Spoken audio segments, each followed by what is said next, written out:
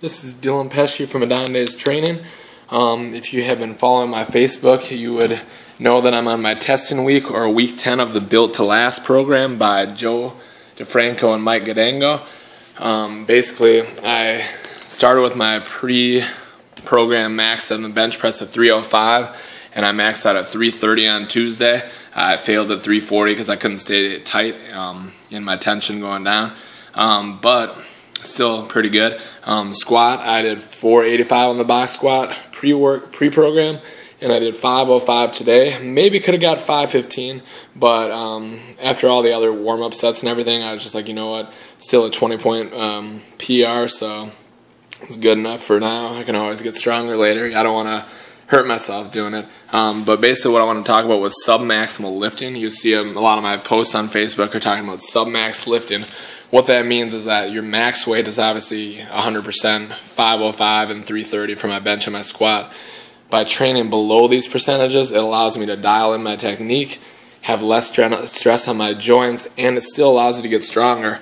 So for that program, the only 2 weeks that you go over 90% of your max is week 9 and then week 10, obviously, because you're maxing out. All the other weeks, it's pretty much between, I guess, in the 80% range, like either high 70 to high 80% range in there, and it's awesome because it allows you to still get stronger but not have the wear and tear on your joints and your body. A lot of people, you know, they get strong doing west side, maxing out like every week, but eventually you're going to get injured or your body's not going to be able to handle the stress. So by lifting, like, let's say 75-80% of your max for 4x4, that allows you to still have great technique. If you move the bar with speed, you're still getting stronger. And another thing that's awesome in the Built to Last program is a lot of the times the last set will actually be a max set. So let's say it's 4x4 with a plus by it. That means that the first 3 sets I'm going to do 4 reps, explosive as fast as I can.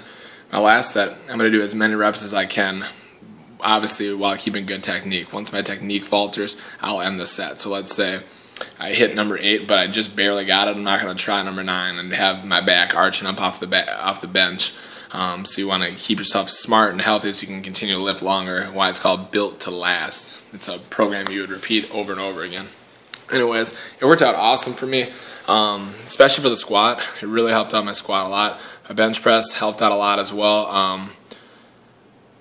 I noticed in my max it was still hard to handle. The like 340 was tough to handle. Just I hadn't lifted that heavy in a while, but my squat was awesome, and I definitely attribute it to the great warm-ups and also just the programming that's set up, and it's awesome.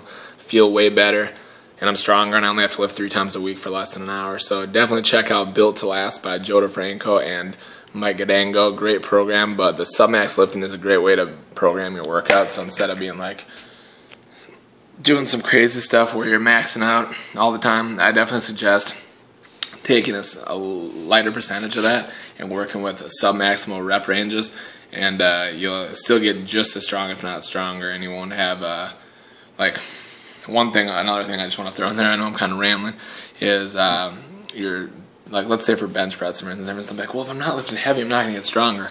Well, let's say the first time you did 80% of your max on your last set, you only hit 5 reps. But now this time you hit 9 reps, you got stronger. It's 4 reps more. So it's an easy way to still get stronger without having to put that stress on your body.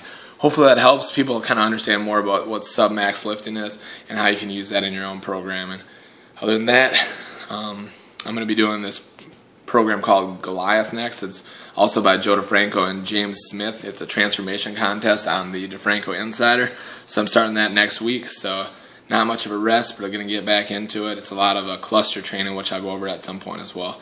Other than that, like my Facebook page, Adonde's Training. Peace.